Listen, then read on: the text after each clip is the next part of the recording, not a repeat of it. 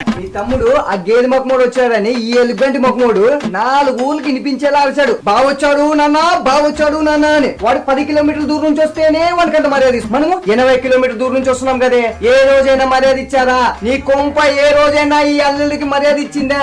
ఈదు మర్యాద తీయడానికే ఉన్నాడు మీ నాయన, మీ అమ్మ, మీ తమ్ముడు. లాస్ట్ నువ్వు కూడా అట్లా రెడీ అయినావు. వాడు 10 రూపాయలు ఇస్తే దుబావా నీ ఖర్చులుంటాయి అంటాడు. నా దగ్గర ఏంటి మా కొంపు నిండా పడి ఏడుస్తున్నాడు మీ తమ్ముడు, మీ నాయన, మీ అమ్మ, నువ్వు.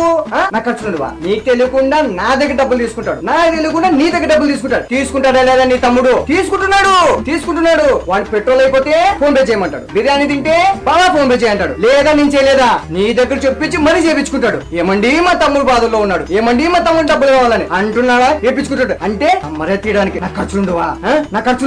మీరందరూ నా మర్యాద తీయడానికే పుట్టినారు. నన్ను అందుకే మది కోడి చేయించుకున్నారు కదా నన్ను కదా. పోతా కాకసద్దు, నా పుట్టింటి పోతా నేను. అమ్మా అలాగే వాసిపోతుంది నాకే. పోతా అండి. ఈ మధ్య బీపీ చాలా ఎక్కువ అయిపోతుందండి. ఆగండి, బాబాయ్ ఇచ్చిన నీళ్లు చల్లుతాను. ఓం పులికొండ. పోతా పులికొండ బాబా.